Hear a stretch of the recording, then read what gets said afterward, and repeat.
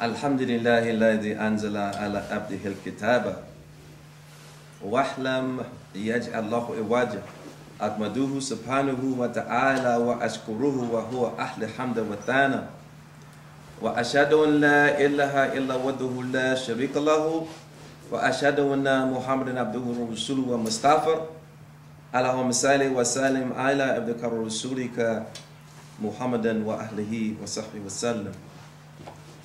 Alhamdulillah bil alamin. We thank Allah Almighty, and we thank Allah Almighty for your presence,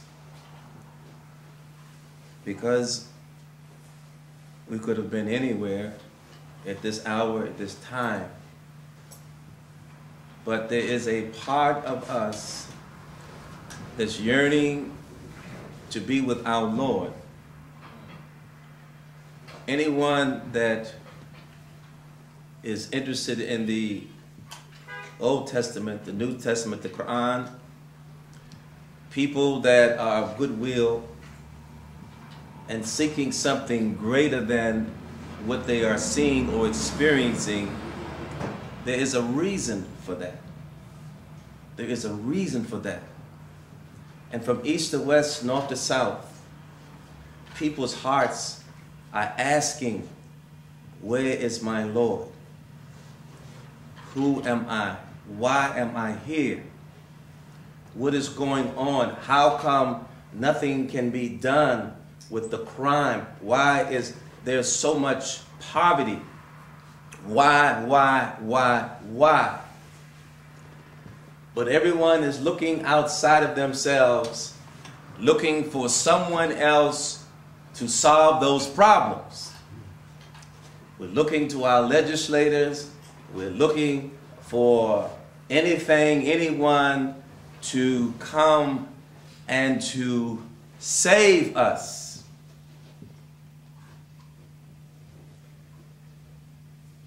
It goes all the way back. And there's no way that I can speak about anything in the present and plant seeds for the future without always revisiting the past that is our present and our future. When Allah Almighty created Adam,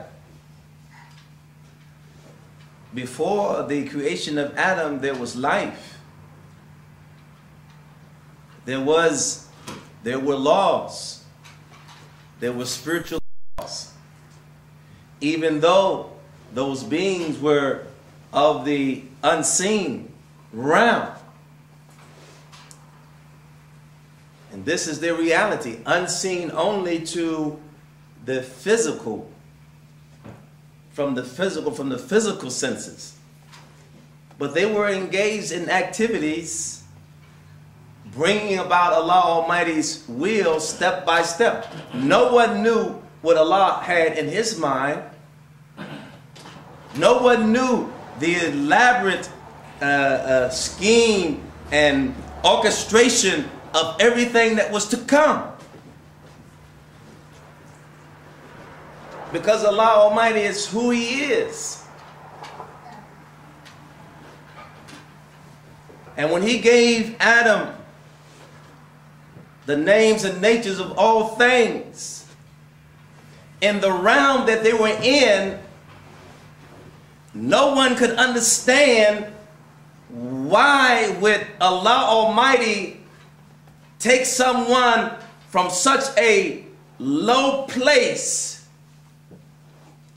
and tell all of those unseen, sophisticated, brilliant, enlightened beings to bow down to this, whatever it is. They didn't even know what it was. And that Allah would say, this is going to be my representative. Oh, what a horrible day that must have been. To not even have known anything of such a creature. then Allah Almighty says, this creature will be your superior.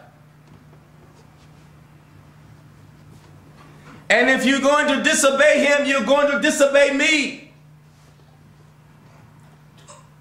How could they ever think, what is he saying? Well, the angels, they had no ability to change their will. Angels cannot say no. Angels are workers that are always doing Allah Almighty's work. They cannot fail in what they do unless Allah changes their will. We have angels that have always worked for carrying the throne of Allah. We have always had angels to do Allah Almighty's work in the heavens, and even Allah Almighty sent an angel to bring the soil or the clay of Adam alayhi salam from the furthest distance of where they were at that time. Everyone has angels in them, outside of them. We have an angel on our right that records our good deeds. We have an angel on our left that records our bad deeds. There are angels in our being, always visiting our being, maintaining our cellular development.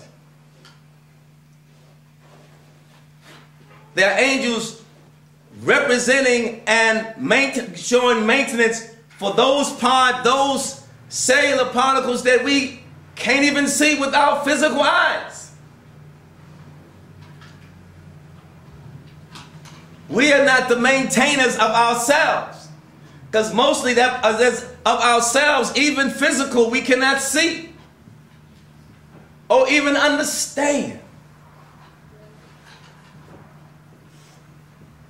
And that's why the human being has to be the most obedient being. We have to be the most submissive and the most humble of all his creatures. Because he has given us and our machinery, our outer and inner machinery, so sophisticated and so elaborate and so beyond anyone's comprehension other than himself, that we have to be obedient beings to Allah Almighty to even function.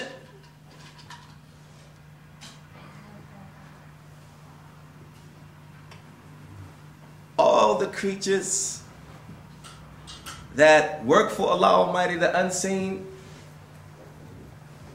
the jinn were not created the way we are created. The angels were not created the way we are created.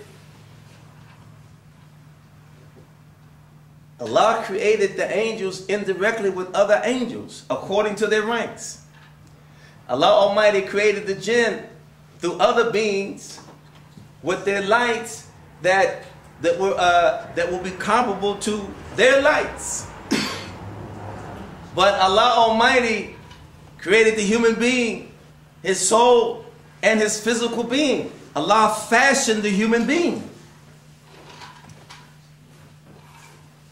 And as Allah Almighty fashioned the human being, Allah put in that human being somewhat of his mind, of his being. And when he had fashioned him, when he had completed him, he told all the beings and all the worlds to bow down to him.